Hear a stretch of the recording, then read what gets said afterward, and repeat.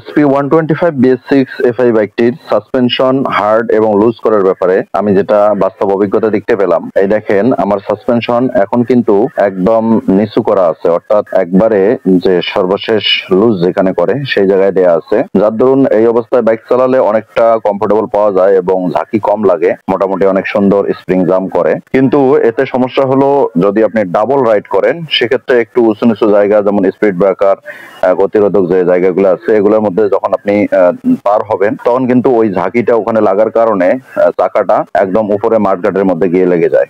যখন আপনি একাকি চালাবেন তখন কিন্তু এই সমস্যাটা হবে না, তখন কিন্তু খুব স্মুথলি ভাবে চালানো যায়। কিন্তু যখন আপনি ডাবল চালাবেন সেক্ষেত্রে কিন্তু উঁচু নিচু জায়গার মধ্যে লাগলে মাঠঘাটের মধ্যে লেগে যায়। কালকে আমি এটা দেখতে পেলাম। যেহেতু কালকে আমি 3 জন নিয়ে 84 কিলোমিটার লং রাইড করছি, তখন আমি এই বিষয়টা বুঝতে পারছি। এই জন্য আপনি যদি ডাবল চালান সেক্ষেত্রে আপনাকে যে কাজটা করতে হবে, তখন আপনাকে সাসপেনশনটা অর্থাৎ এই স্প্রিংটাকে একটু টাইট করে নিতে হবে। এজন্য আপনাকে এইদিকে বাম দিকে ঘুরিয়ে আপনার এই যে কালো মাথাটা মোটা দেখা যায় এদিকে ঘুরাই নিতে হবে, তাহলে মোটামুটি স্প্রিংটা অনেক সাসপেনশনটা জাম হবে। সেক্ষেত্রে কিন্তু আপনি ডাবল চালিয়ে যখন যাবেন উঁচু নিচু জায়গার মধ্যে লাগবে, তখন কিন্তু আপনার এই চাকাটা গিয়ে আর উপরে লাগবে না, তখন এমনি স্বাভাবিকভাবেই চলবে। তো এই জন্য সব থেকে ভালো হয় যে মিডিল অবস্থায় রেখে চালালে এটা সর্ব অবস্থায় একটু স্বাভাবিকভাবেই থাকে। তবে ডাবল চালালে এটা একটু ঘুরিয়ে নিতে হবে। এটা বেশি কঠিন কিছু না, আপনি নিজে ইচ্ছা করলেই হাত দিয়ে যখন যেভাবে প্রয়োজন সেভাবে ঘুরিয়ে নিতে পারবেন আর কি।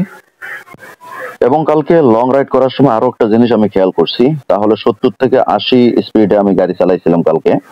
এবং তখন যে সমস্যাটা হয়েছিল যে আমার সামনে কিন্তু এখানে একটা রাবারের ইঞ্জিন গার্ড লাগানো ছিল কাদা থেকে বাঁচার জন্য।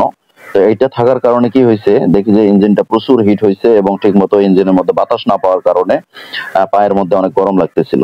তো এটার কারণ হলো এটা হলো এয়ার কুল ইঞ্জিন, তাই ইঞ্জিনটাকে ফাঁকা রাখতে হবে।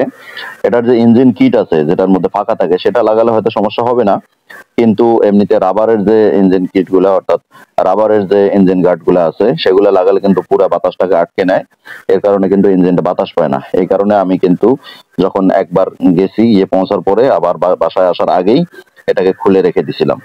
তো এই জন্য যারা লং রাইড করবেন তারা খেয়াল রাখবেন, যদি আপনি ইঞ্জিন কিট লাগায় থাকেন রাবারের গুলা সেক্ষেত্রে কিন্তু আপনাকে ইঞ্জিন কিটটা খুলে নিতে হবে। আর যদি আপনি প্লাস্টিকের রাবারের কিট যেগুলো ফাঁকা আছে সেগুলো লাগালে হয়তো ততটা সমস্যা হবে না। তো এই বিষয়গুলো খেয়াল করে চালালেই মোটামুটি ভালো পারফরমেন্স পাওয়া যাবে।